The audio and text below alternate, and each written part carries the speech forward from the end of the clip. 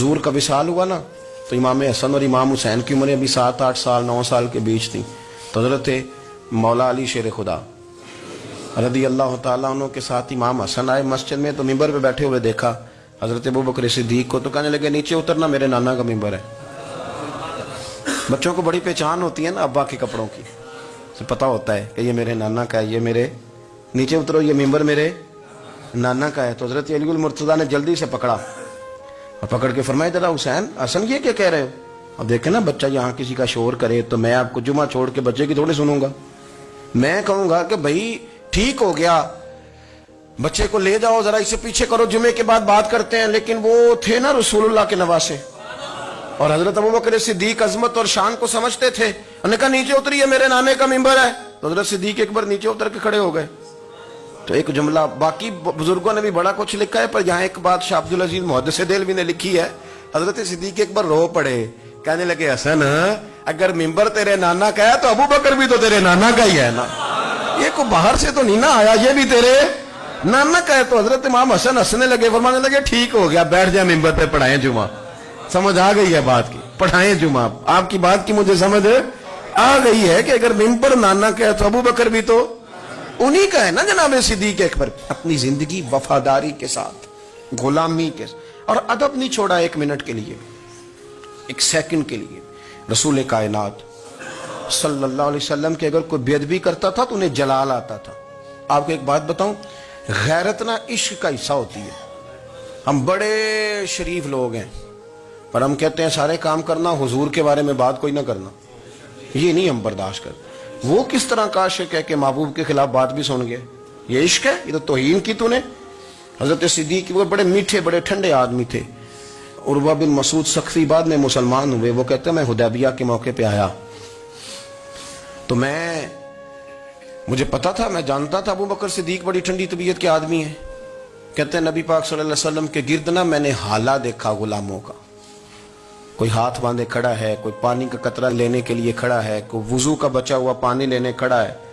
तो चूंकि वो आए थे काफिरों की तरफ से, तो तनकीद करने वाले को कहानियां बड़ी मिल जाती। तो फौरन उर्वा बिन मसूद सख्फी कहने लगे ए मोहम्मद इब्न अब्दुल्लाह सल्लल्लाहु अलैहि वसल्लम आज ये आपके गिर्द खड़े हैं, पर जब तलवारें चमकेंगी तो दौड़ जाएंगे। तलवारों के सामने खड़ा होना आसान नहीं। तो हजरत सिद्दीक एक बार पीछे खड़े थे, नबी पाक ठंडे मिजाज के आदमी, पर बात हुई थी ना सरकार के बारे में, तो दौड़ के आगे आए और इतना सख्त जुमला कहा, कहने लगे जा जाके लातो मनात की शर्मगाह चाट, तू कहता है कि हम हुजूर को छोड़ जाएंगे? मैं नबी पाक के बाकी गुलामों की बात नहीं करता, तेरे पास जितने सूरमे है ना तू सारे लेके आ, और नबी पाक के दिफा के लिए सिर्फ अबू बकर की तलवार ही काफी है। तू ला, तेरे पास जितने सूरमे हैं ला मैदान पर, तू ला ना, तेरे पास जितने सूरमे हैं। तू कहता है ये दौड़ जाएंगे, फरमाया तूने अभी हमारा रुख देखा नहीं ना, तू आ ना जरा मैदान में, मैं तुझे अकेले को बताता हूं कि किस तरह हुजूर का दिफा किया जाता। उर्वा बिन मसूद सख्फी कहने लगे ये कौन है? देर के बाद मिले थे ना, ये कौन है? उन्होंने कहा ये अबू कहाफा के बेटे अबू बकर सिद्दीक हैं। तो उर्वा बिन मसूद कहने लगे ये तो बड़ी ठंडी तबीयत का बंदा था। उन्होंने कहा ठंडा ही है, हम शरीफ बड़े हैं पर हुजूर के गुलामों के लिए, और अगर आए कोई शरीर, अगर कोई आए तो चलो किसी दरवेश की गल कर लेने। वो कहते हैं इट सिट ते पखड़ा कुआर गंदल, फिर असी और भी बूटियां जानने, फिर हमें सारा पता है, फिर हमें ना सारे तरीके, इट सिट ते पखड़ा, फिर असी और भी बूटियां जानने, फिर ना हम कर लेंगे हल, हमें वो हल करना भी आता है। लेकिन शरीफ उसके लिए जो रसूलुल्लाह का अदब करे, जो नबी पाक की। हजरत सिद्दीक अकबर मुअद्दब तरीन आदमी। कोई बंदा अगर बाहर से आता था ना हुजूर से मिलने, तो उसको पकड़ के कोने में ले जाते थे, कहते थे आप पहले मैं तुझे अदब सिखाऊं कि नबी पाक की बारगाह में जाना कैसे। हाँ मैं तुझे बताता हूं, कहीं ऐसा ना हो तेरे अमाल जाया हो जाए।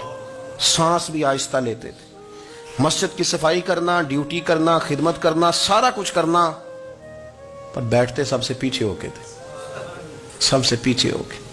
ये भी उनका ये एजाज था, पीछे हट के बैठना, कोई ऐसा काम ना करना जिससे लोगों को पता चले कि नहीं नंबर मेरा है। पीछे हट के बैठना, पीछे पीछे रहना, अपने वो शोहरत से बचने वाला पीछे पीछे रहता है, और जी चाहता है सारी गजलें उस जालिम के नाम करे। कुछ लोग होते हैं ना वो पीछे पीछे होते हैं, कहते हैं नहीं नहीं मैं नहीं जी, ऐसा तो है ही कुछ नहीं, मेरे रसूल करीम अलैहिस्सलाम का अदब करना। हमने ना सारी जिंदगी सुना है कि अल-अम्रु फौकल अदब, کہ جب حکم آ جائے تو پھر حکم ماننا ہے، ادب. اور اس بات پہ ہمارے طالب علم بڑے پکے ہیں. مرید آج کل کے اس مسئلے میں بڑے کہتے ہیں صاحب نے خود کہا ہے کہ خیر صلاح ہے. انہوں نے خود کئی دفعہ کہا ہے جی تسی بڑے سیانے ہو، تانوں مطلب دی گل دی سمجھ جلدی لگتی ہے. انہوں نے خود کہا ہے کہ ٹائم ہو تو آیا کرو. یہ کب انہوں نے کہا ہے کہ مجبوری ہے روز ہی آنا؟ یہ انہوں نے کب کہا؟ ان کو بھی تو پتہ ہے نا مجبور ہے. تو آپ کو بھی تو پتہ ہے نا کہ ان کا آپ سے پیار ہے. آپ اس پر بھی تو تھوڑا غور کریں نا. لیکن ہم مرضی کا کوئی ایک آدھ فکرہ نا، مرضی کا. وہ ایک طالب علم یہاں سے گیا تو میرا دل نہیں تھا جائے، تو وہ کہنے لگا جی مجھے حضرت صاحب نے خود کہا ہے، حضرت صاحب نے خود کہا. میں پوچھ کے آیا ہوں. تو جو ہمارے کچھ سنگی تھے بیچ میں پیار والے، وہ کہنے لگے آندہ میں پوچھ کے آیا. میں کیا آندہ وہ بھی ٹھیک ہی ہے. تو انہوں ساکھیا سی میں جاواں تو میں انہوں کی آندہ. میری بات کی سمجھ آئی ہے نا جی. جب ارادہ ہوا تو پھر ابے کو منا کے بھی آ گئے. جب ارادہ ہوا تو ابا جی کو میں نے جانا ہے بزرگوں کے پاس ملنے جانا ہے. اور جب ارادہ نہ ہوا تو کہنے لگے حضرت صاحب نے خود فرمایا ہے کہ ابا راضی ہوگا تو اللہ راضی ہوگا. چھٹی مرضی کا ہے نا مزاج، تو مرضی کی کہانی. تو میں الحمدللہ مجھے تھوڑا سا پتہ ہے، ویسے بھی اپنے بال بچے کا پتہ ہوتا ہے. ہیں جی کی آندے نے پیداندی کے جیندے سال ہی ویکھی دے نے. مجھے بھی پتہ ہوتا ہے کہ آج کہاں کہاں کس کس انداز میں کیا کیا کہانی ہے، کہاں کہاں کیا سٹوری ہے. تو کبھی کبھی یہ سارا پیار ہی ہے، یہ بھی سارا اس میں بھی پیار ہی ہے. پتہ چل جاتا ہے کہ کل کہاں سے بات کر رہا تھا اور آج بات کہاں کر رہا ہے. یہ اپنا اپنا مزاج ہوتا ہے نا، اپنی طبیعت کے مطابق چلنا ہے. سنا یہی ہے کہ الامر فوق الادب، کہ جب حکم مل جائے تو پھر ادب نہیں کرنا، پھر حکم پہ. پر حضرت صدیق اکبر نے نرالا ہی کام کیا. حضور سید عالم صلی اللہ علیہ وسلم ایک صلح کرانے گئے، فرمایا میں دیر سے آیا تو جماعت کرا لینا. عصر کی نماز کا وقت ہو گیا، سیدنا بلال حبشی نے اقامت پڑھ دی. صدیق اکبر مصلی پہ کھڑے ہو گئے. اتنی دیر میں حضور بھی آ گئے. نماز میں لقمہ وہ دے گا جو نماز میں شامل ہو. ٹوٹیوں پہ کھڑا بندہ لقمہ نہیں دے گا. پہلے وہ آ کے اللہ اکبر کا شامل ہو پھر لقمہ دے. حضور آئے، صحابہ نے ہاتھوں پہ ہاتھ مارنے شروع کیے، اطلاع کر رہے ہیں کہ لوگوں حضور آ گئے. سرکار اگلی صف کے قریب پہنچے تو جناب صدیق اکبر نماز پڑھا رہے تھے. نماز لوگ تو بغیر نماز کے ادب کرنے پر اعتراض کرتے ہیں. میں بخاری شریف کی حدیث پیش کر رہا ہوں، نماز پڑھا رہے تھے. انہیں پتہ چل گیا نا حضور آئے ہیں، تو ایک قدم نماز سے پیچھے ہٹا لیا. نماز پڑھا کہ میں تے ول ویکھاں، او میں کعبہ بھول گیا آئی. ہن بھول گئیاں نی سب صوم صلاتاں، اکو یار دا فکر پیا آئی. حضرت صدیق اکبر نے ایک قدم پیچھے ہٹایا تو حضور نے فرمایا ابو بکر پڑھاؤ نماز. پھر دوسرا قدم پیچھے ہٹایا تو فرمایا پڑھاؤ نماز. تیسرا قدم پیچھے ہٹایا. ہم نے آج تک یہی سنا ہے کہ حکم ہو جائے تو حکم ماننا ہے، ادب. اور ہمارے ہاں یہی ہوتا ہے، پھر لوگ حکم ہی مانتے ہیں، پھر ان کو ادب بھول جاتا ہے. لیکن جناب صدیق اکبر 3 دفعہ حکم آیا پر پیچھے ہٹ گئے. حضور مصلی پہ گئے، نماز پڑھائی. نماز کے سلام کے بعد نا حدیث میں مختلف حکم آیا. استغفار پڑھو، اللہ اکبر کہو، آیت الکرسی پڑھو، 33 بار سے مختلف اذکار آئیں. پر حضور نے آج کوئی ذکر نہیں، کوئی وظیفہ نہیں. سلام پھیرتے کہ ابو بکر میں نے جو 3 دفعہ کہا تھا نماز پڑھاؤ تو پڑھائی کیوں نہیں؟ ایک دفعہ نہیں 3.